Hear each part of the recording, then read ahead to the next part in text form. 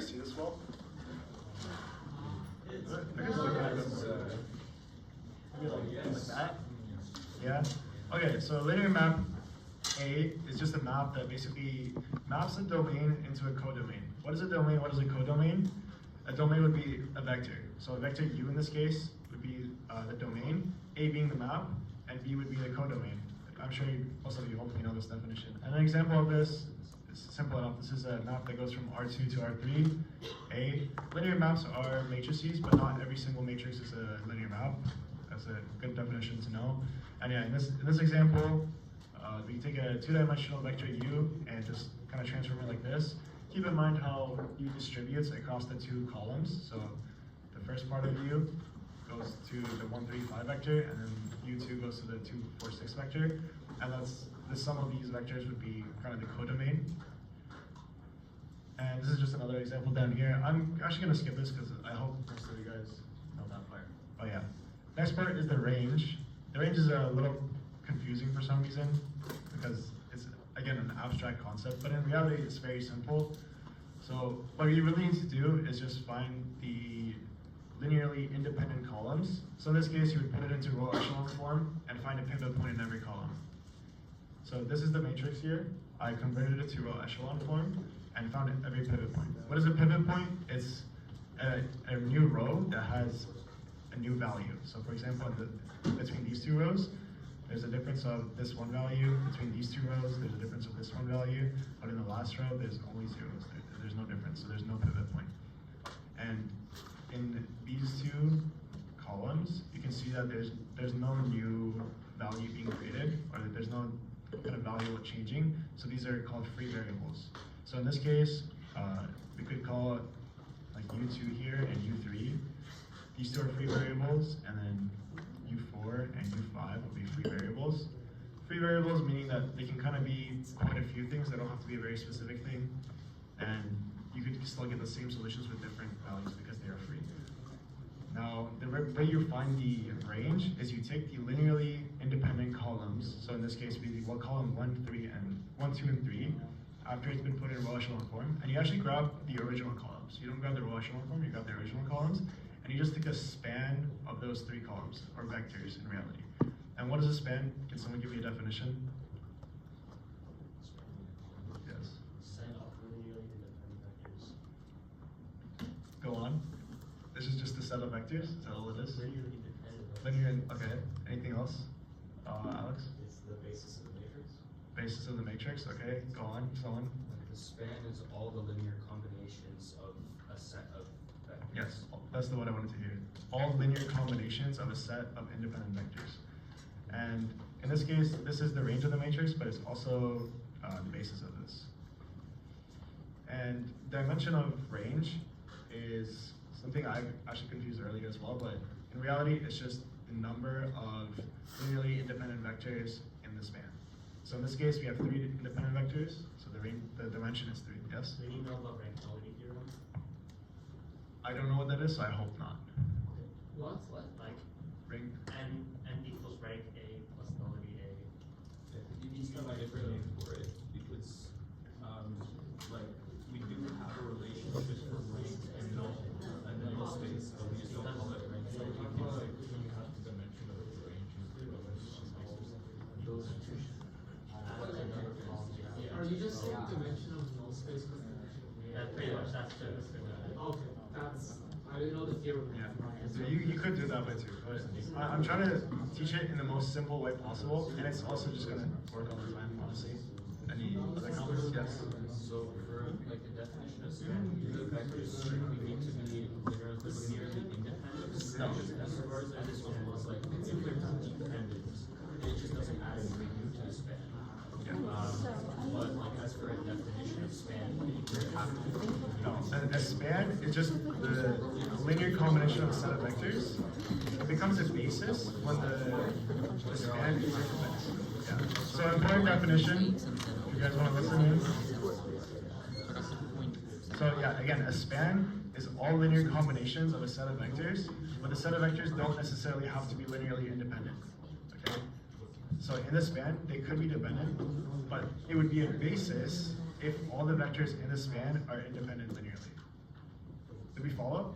Wouldn't it be preferable to just have it, make it simpler, wouldn't it be preferable to just have all your independent vectors? Yes, it would be very preferable. You should get in the habit of doing that as well. And also for the range, you would still take them into this, but you don't actually have to do it because the range really doesn't change if you just don't grab it into independent vectors. But for this course, we do that, and it is important that you put all your vectors into, you kind of get rid of the free variables and just keep the linearly independent ones. Yes? Yeah, for this course, they definitely have to be.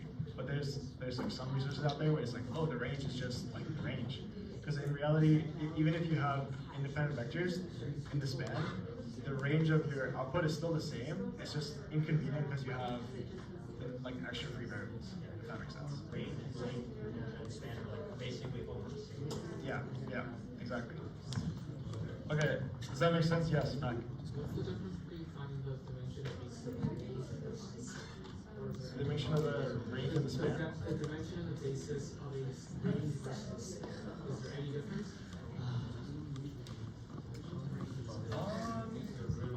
It's like a similar process, but it's just like one is for the basis, one is for the range. In reality, it's gonna be the same, right?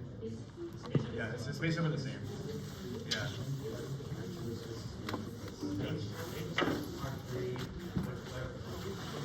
Yeah. Okay. Any other questions before we move on? So yeah, so far we went over what a linear map is and how to find its range. Just a head count. Everyone here knows how to kind of put matrix into row echelon form and kind of get rid of the free variables and whatnot, right? If you don't, highly recommend pulling up to the office. I will be happy to help you. I'm here till Friday.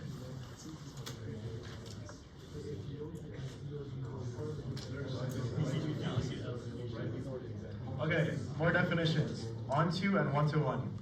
These are pretty simple things, but at first they're like a little confusing, and that's just how it is in linear algebra.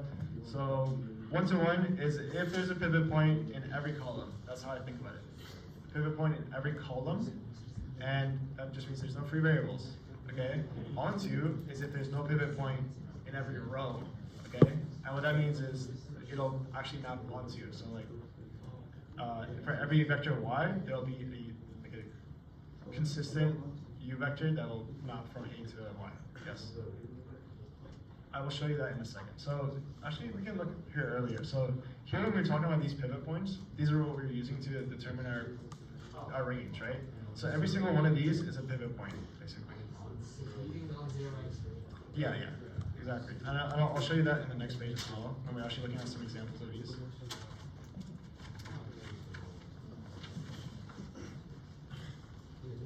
Yes, so pivot points.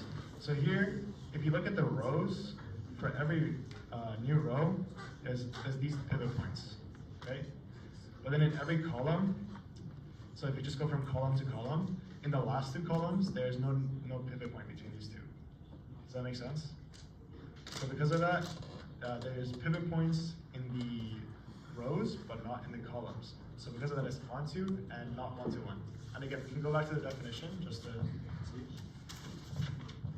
So yeah, pivot points for every column means one-to-one. Pivot point in every row means onto. Okay? Yes. I asked ChatGPT this, but like instead of just like one-to-one says that for every input you have an output, and every onto is just reverse for every output you have an input. Yeah. So then you just like you know the dimension of the matrix, and you still use the figure out this one-to-one. Yes, exactly. It is. Yeah, you could also think about it that way. Yeah.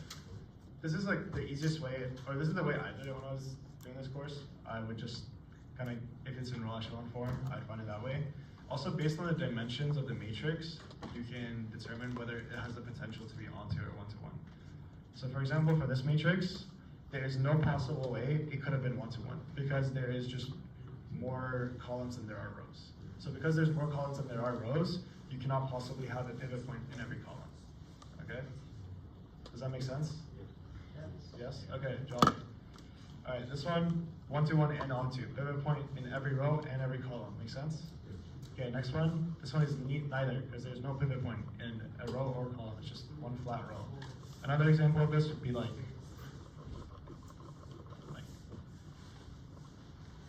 something like that. This is also the same. It's either one-to-one or onto.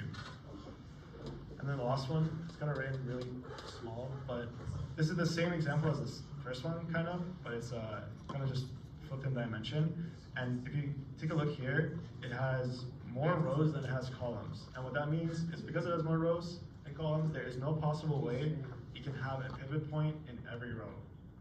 Okay? That's a quick way of thinking of it. So if you see a matrix, even if it's not in row echelon form, you could figure out whether it's onto or one-to-one depending on the number of rows and columns. Okay? So this one is one-to-one but not onto because there's a pivot point in every column, but they're not in every row. Is that clear? Questions, everyone? So everyone understands this. Wonderful. How great is that? Okay, rank of a matrix. I'll spend like 5 seconds on this tops. Number of non-zero rows. You probably want to put it into row echelon form first, because if it's not in row echelon form, it could have a different rank than what it's actually received. So for example, if you have 2 rows that are scalar multiples of each other, then that actually doesn't contribute to the rank at all, because they can just cancel out and become the full row of zeros. So for example, in this example, we have a whole row of zeros, so that would be a rank of 2. Or in this example, we have a whole row of zeros in the middle, that doesn't contribute to the rank. Okay, the rank would still be 2, and this one would be 3, it's row echelon form. And yeah, easy enough. Next one, null space. Also very easy, but for some reason confusing, because again, it's new. But all it really is you can kind of like think about it in terms of the name. Null meaning 0, space meaning the space of vectors in which give you 0 as an answer. So what that means is to find a null space, all you do is augment a linear map to the 0 vector and you solve for the solution, basically. In this case, null of A, x. So this is A, we just augmented A, and this is what we get after you put it into row echelon form. And you just solve for x. So this is my system of equations. And I found that after solving it, that x2 is equal to negative x3, and x1 is also equal to negative x3. So you could put this into like a solution vector like this. Like you could just do x1 and also x1 and negative x1. Because these are, like you could technically do this if you just sub in x1 for all the other values. But when you're taking a null space, you want it in the form of a vector and in the form of a span. Does that make sense? So the easiest way to do that is just sub in y. So sub in 1, sorry. So that's the reason why, even though we actually don't have an exact solution for this problem, the answer is still 1, 1, negative 1 as a vector, and the span of that is the null space. Does that part make sense to everyone? Yes? Happy faces? Okay.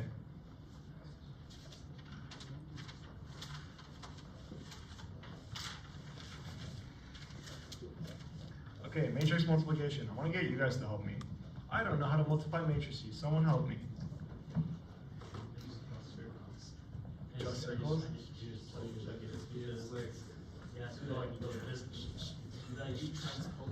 Ah, that sounds wonderful, but I don't think it helps. Yes? Okay, plus 1. Is it left, right, or right? It's not No, I think like okay, like so like this, and then like do that very different. Do you wanna write it down? Does someone wanna write it down? Yeah? Like, so essentially you like pushing each vector in that second one. Hands right here. All you. Go. Everyone, look at him really hard and try to judge him as much as you can. And laugh at him if he makes a mistake.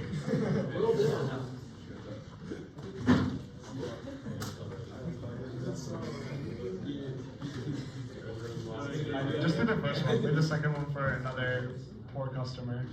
We have a this, right? Yeah. Try to explain your process a little bit. No. No? Okay. I'll try to explain it afterwards.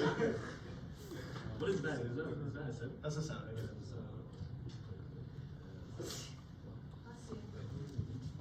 Oh yeah.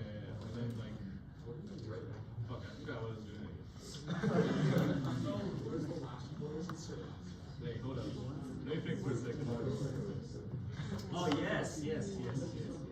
So you just multiply these and for that. I forgot how to write it. Is that a surrender? Wait, no. Okay, let us do it.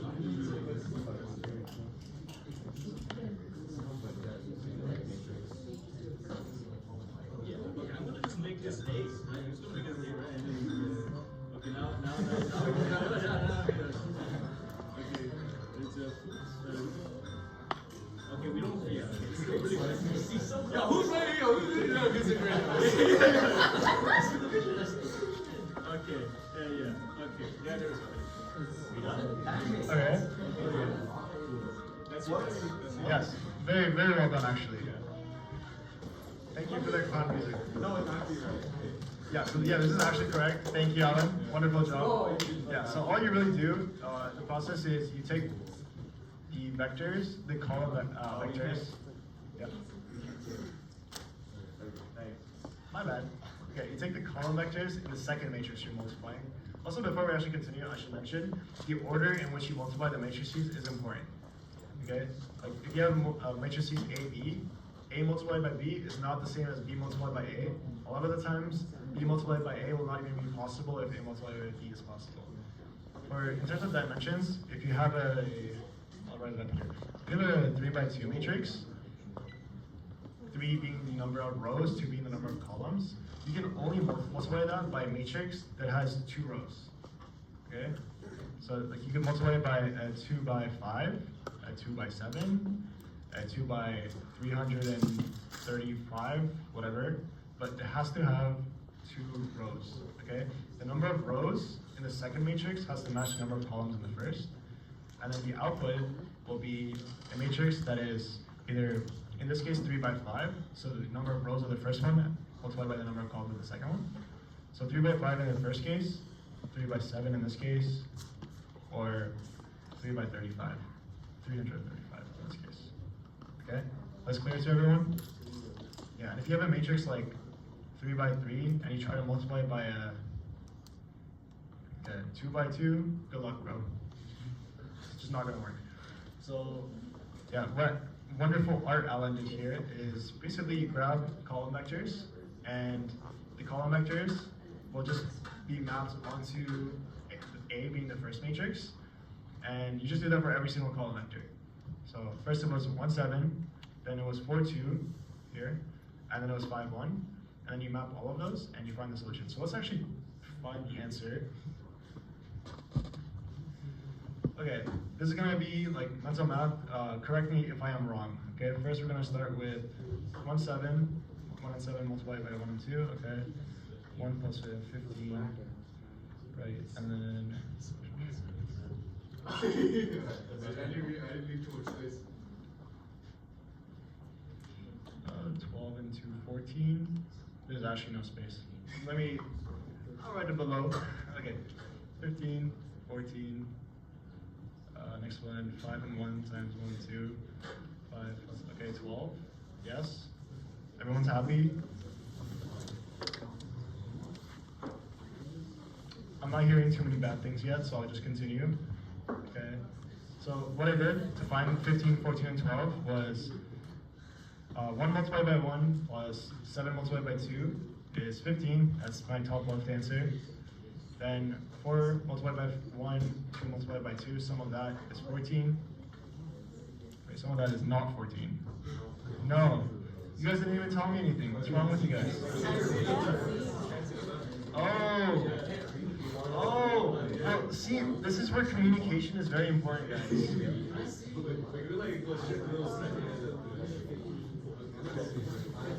Communication is very important, guys. 4 multiplied by 1 plus 2 multiplied by 2, okay, that's 8. Everyone happy with 8? Okay, thank you guys. I promise I know how to multiply matrices.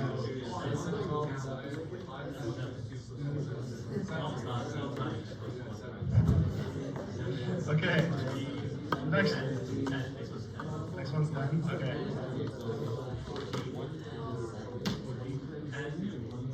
What am I writing right now? Okay, yeah, next row. I'm gonna do 1 and 7 multiplied by 3 and 1. 1 times 3 is 3, 7 to the 10, 10 here. Yes. 12, 14, 5, 15, 16. I'll explain it in a second. And then 1, 7, 14, 19, 20, 24, 25, 26. First try, guys. Yeah? First try? Okay. First try. Alright. As you can see, I am terrible at matrix multiplication, so let me get a customer to do the second one.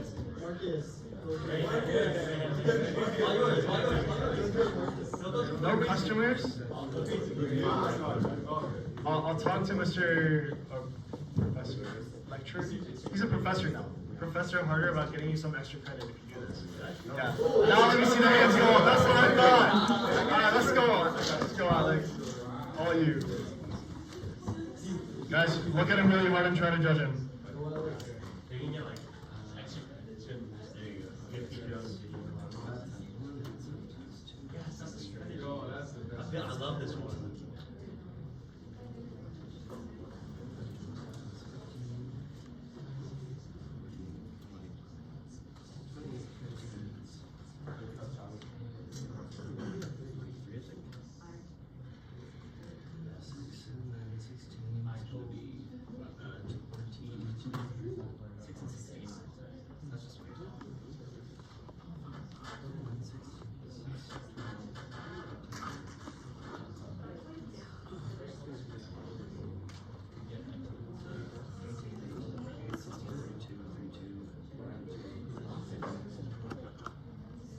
Round of applause.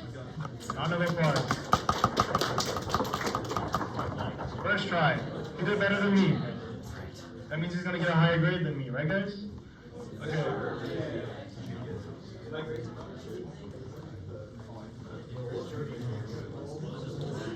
Get the knowledge? It had to get rounded down.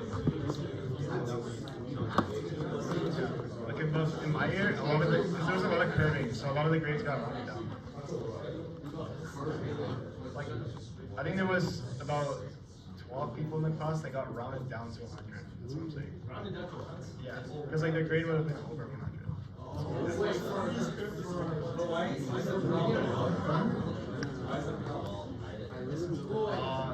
Because I don't know my grade. Yeah?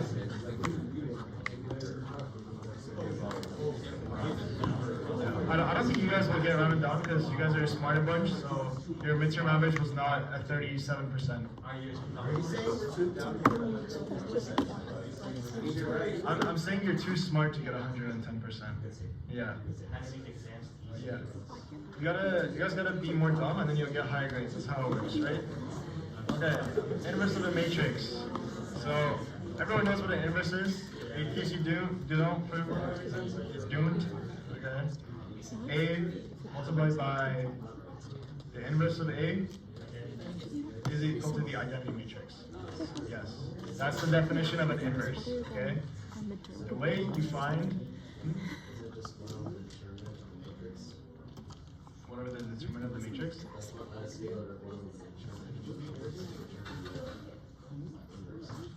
Yeah, you can do it that way. You also do it, I do it this way, but I asked to do it. Is that faster if you do it with a determinant? No, wait, if you have like a 4 by 4 matrix, no way you can figure that one out. That's one of this one. I don't think you'll ask for a specific Did way. we also say it's numerically unstable or something? The entire point of I don't remember, but I thought there was something like that. a computer. Yeah, Yeah, so this is actually pretty easy, honestly. All you really do is you augment your matrix to the identity matrix. The identity matrix should be in the same dimension as your matrix you're dealing with. So if this is a 2 by 2, surely you're not going to use I5, you're going to use I2. And basically all you really do is you just perform row operations on it until you get your original matrix to become the identity matrix, okay? And then whatever's left on the right side, that's the inverse of your original matrix. So for example here, first step, we add 0.5 times of row 1 onto row 2, then we get this. Okay? Next step, we divide row 1 by 2 to get the first entry to be 1. Then we divide the row 2 by 4. Should have done -4. Could have done this a lot faster. I was just trying to go step by step to show the work. And then you add 0.4, or subtract 0.4 of row 2 onto row 1 to get this. And also, I guess I just multiplied it by -1 here, which I should have done earlier. Multiply row 2 by -1. So then the left-hand side became the identity matrix, and the right-hand side became this combobulated mess of decimals. And this combobulated mess of decimals is your identity matrix. So you can also check your answers. Yeah. What did I say? You said that. What did I say? You said that was the identity matrix. Oh, that's not a good thing to say. No, this is the inverse. The way you can check your answer, and I highly recommend you check your answers on the exam. It's very easy to, if you have time, of course. You just multiply them, and No, that was the decimal. the decimals. We don't have a But calculator, that's kind of a. that's fair. But the reason why you could do it is because it usually works out to just all become 1. Yeah. Like it should all add up to just ones, because the answer should be like the identity matrix. So usually the calculations are not too terrible. Also, Professor Harder's been pretty clear about not giving us any decimals that aren't. Yeah. He gives us 3 decimals of anything.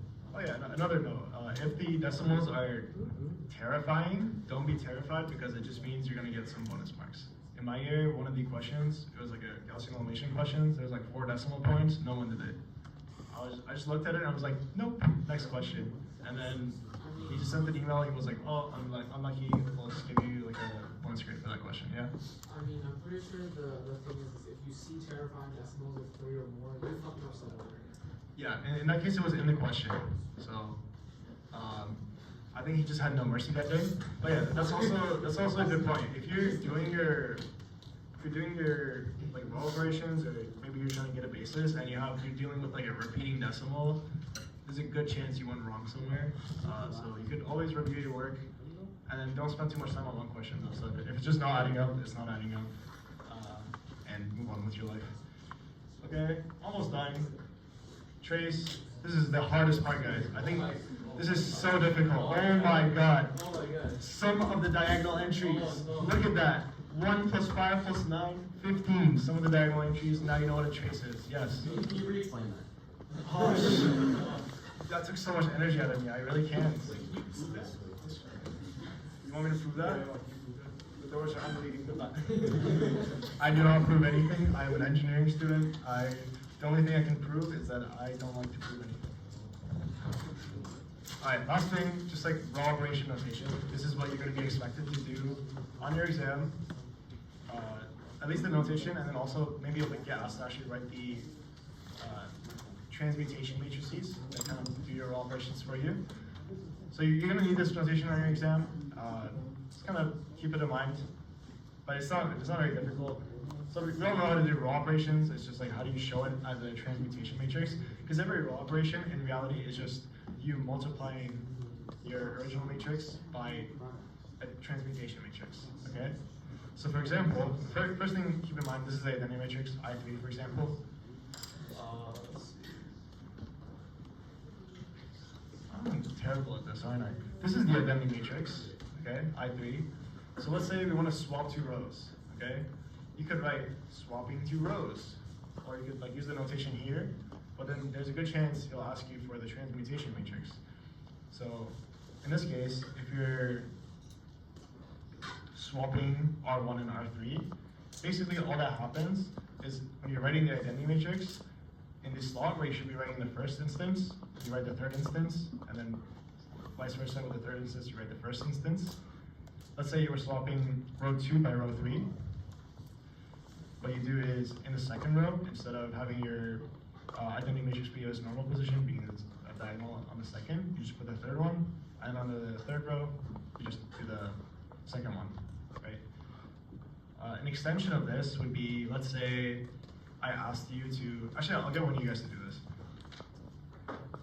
Let's say I had a 4x4 matrix, and I wanted you to substitute the first 2 rows by the third row. Yeah. Like Like, you mean Like swap the first, like instead of having your first two rows being the first two rows, they're all gonna be the third rows. So the first three rows are gonna be the third row. What would that look like?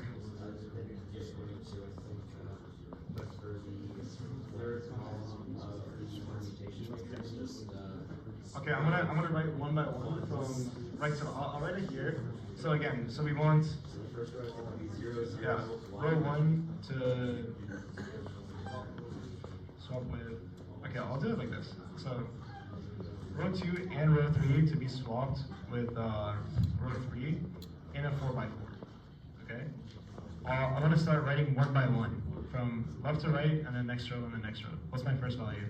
0, 0, 0, 0, 1, 1, 0, 0. Okay, next row. 0, 0, 1, 0. Same thing. So jolly. Isn't that, how easy was that? Okay, next part, adding multiples. Okay? Yeah, so basically, just look at where the ones are. So, an identity matrix, basically if you multiply any matrix by an identity matrix, you'll just get the matrix back. And that's because of the way multiplication of the identity matrices work. I recommend you actually watch a video on that if you're not familiar with it, because it's really insightful. But in this case, if you want, usually if your first one is in the first row and the first column, then this will just kind of put the first column of your matrix where it is, basically, or the first row of the matrix where it is. But if you put the one in the third column, then it'll put the third row of the matrix where your first row would be. Yeah. The first two rows. This is a swap, sorry. This should be like a two-way arrow. So I'm swapping R2 and R1 with R3.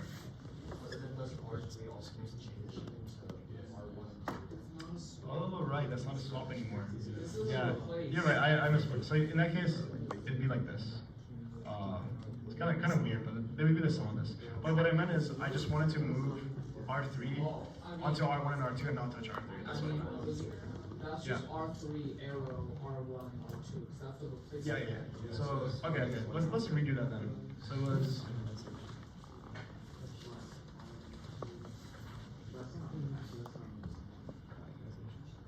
It'll be R2 and R3, and it's just an arrow like this, yeah? No, it'd be R3 onto R1 and R2.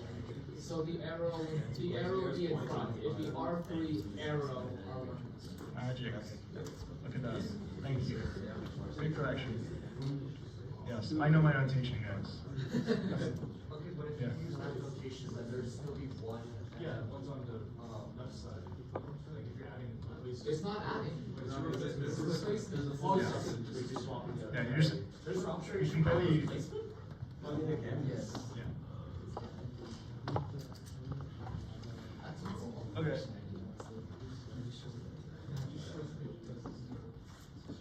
Okay, now adding multiples.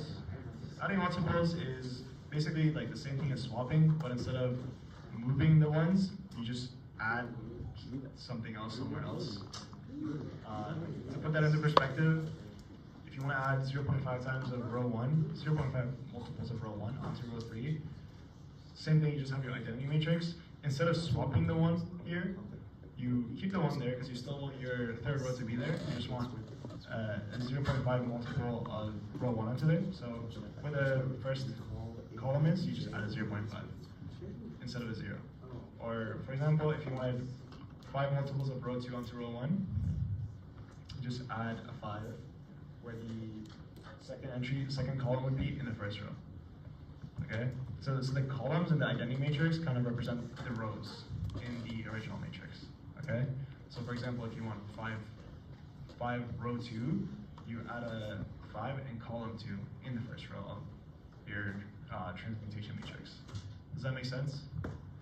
Everyone's happy with this? Okay. Then multiplying by a scalar, this is pretty easy. Instead of writing a 1, you just write the scalar you want to multiply with. Right? Everyone's happy? Okay, practice problems. I'm going to give you the most inventive problem I can think of. Let me conjure something up.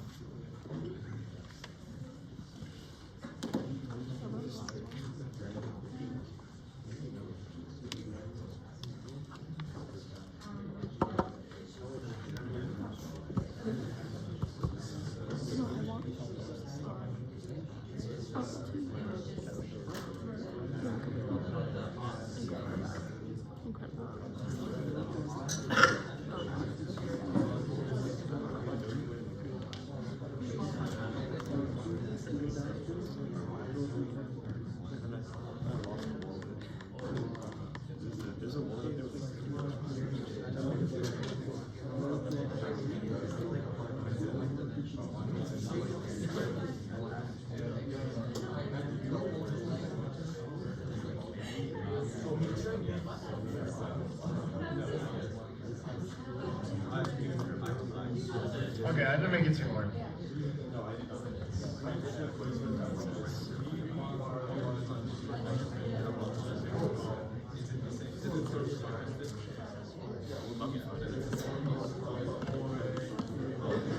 See, let's make it 4x5 to make it like hard for no reason.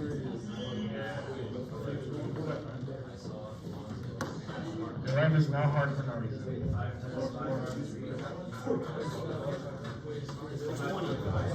5.5.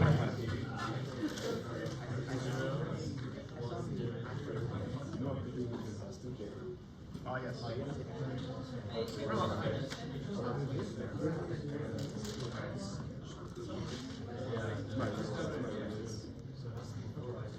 How can I make your lives harder though? Okay, but we can just do 4x4. I'll make your life easy for today. I'll let you go after this.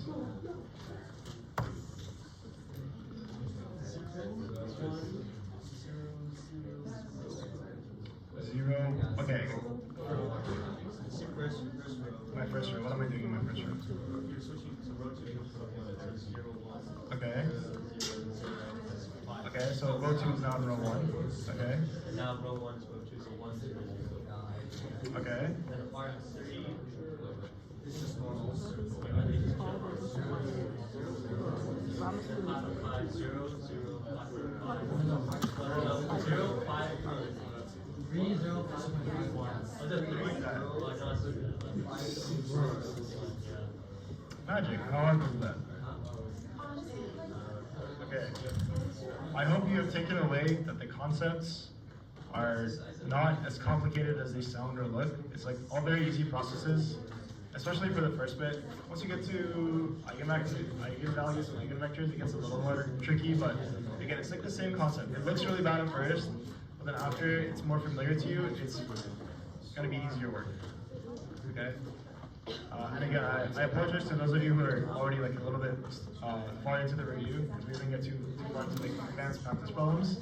If you do have issues with practice problems, please feel free to come to the office, and I will be happy to help you there. And yeah, I recommend everyone come to the office actually if you need help, because this week is my last week. Friday is my last day. So if you need help, now's the time to go for it. Yes? The determinants? Sure. Yes? When's Chem? Are you doing one for Chem? Yeah, Chem will be same time in this room actually.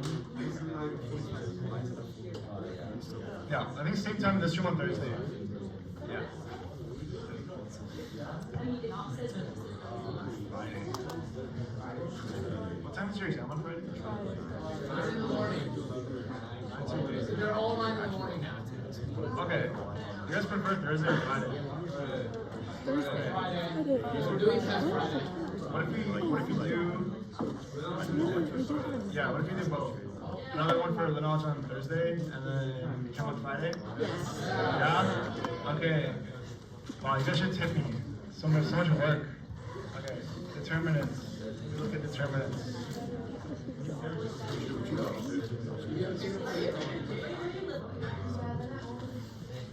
It's a mystery.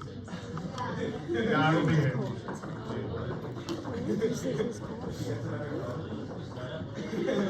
Yeah, but I'll also be working part-time in a lab, so my hours will be a little bit different. I'll have to probably set office hours. And I don't even know what courses they're going to put me on, because because this term they're making me do all the courses, but I don't know if they're gonna do that next term. I think next term, at the very least, I'll be doing circuits, Yes. hopefully physics, and hopefully material science. Or like all three of those are like quite a lot of content, so they don't want to let me do it, but I'd be happy to. So I'll let you guys know when I find out. And I'm gonna find out hopefully today. Okay, fun class activity. Does someone else want to teach determinants? Because I'm terrible at determinants. You want to? Why are you volunteering? Yes, questions? I don't know about Friday. Thursday is going to be the same time. Yeah, in here, Friday, we can start at 1:30 or 1 p.m. What do you guys prefer? Okay, 1:30 Thursday, same room. And then Friday, I'll let you guys know because I'm still figuring it out. Whether both the rooms. I actually need someone to help me with teach determinants, guys. Come on. Yes? There we go.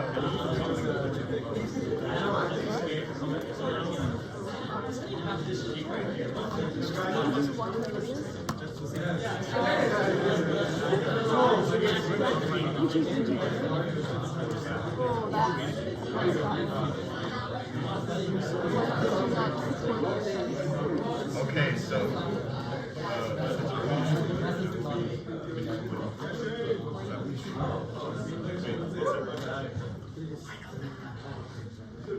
I don't want to be like Chelsea with this mic, so if I'm too quiet, just let me know.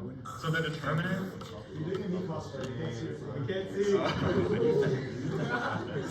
Okay, the determinant of A is just a scaling factor. So pretty much, if like the determinant is 3, it makes like this box 3 times bigger. If that makes sense. And the way to find the determinant is just like. Sorry, yeah, wait. Pause. It'd be like. Yeah, it would be 3 times bigger. The area. Yeah, okay, yeah, but like each like factor is 3 times bigger. No, wait, no, the volume.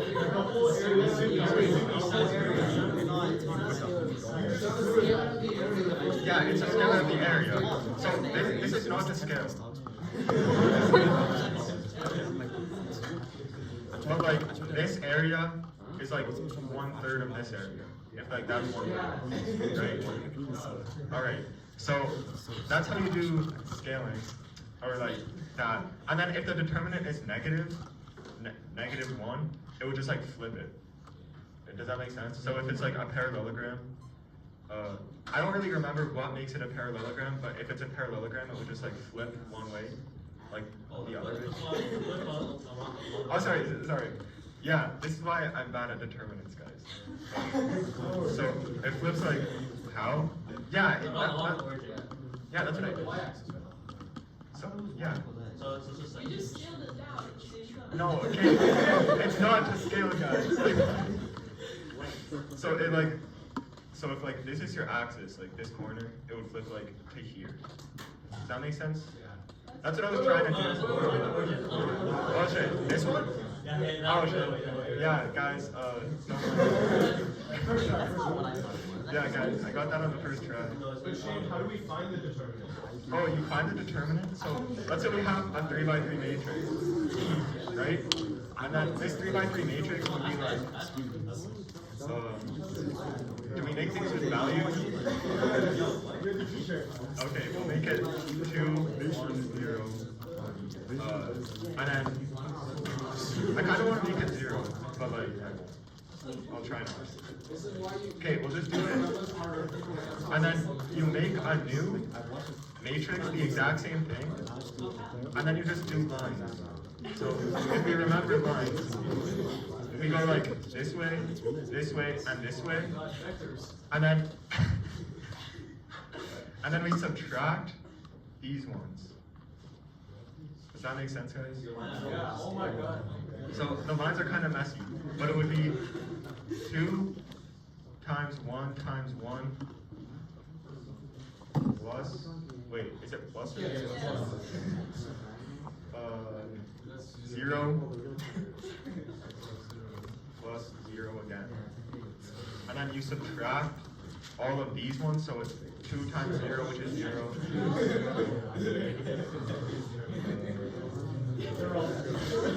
Yeah, they are all 0.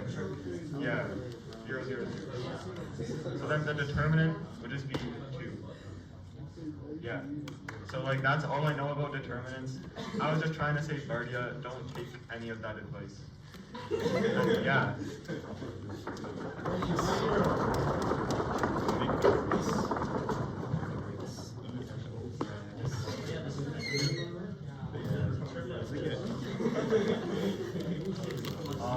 Does that help your definition of determinants? Yes. You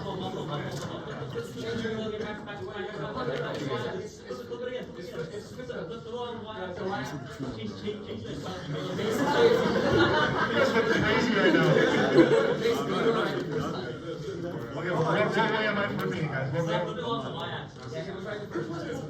Along the y-axis? So like this way? Really? Wait, Ashley? You're gaslighting me. But I made it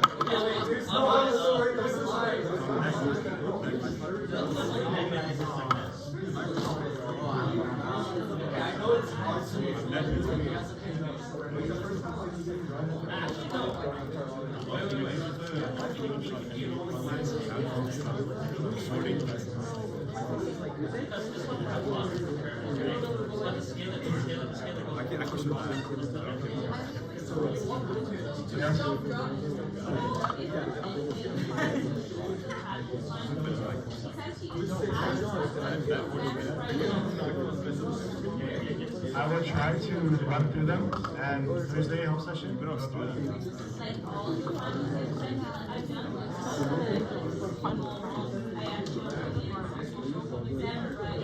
I probably won't, I don't think we'll have time to do all of them. I'll probably just do 1 or 2, like some of the harder questions. I'll probably only go through the harder questions.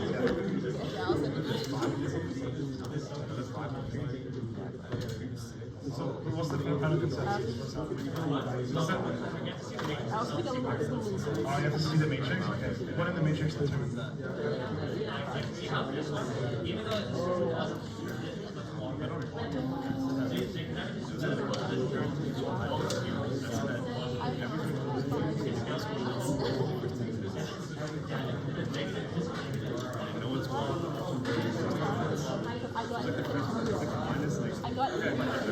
I'll figure it out by Thursday.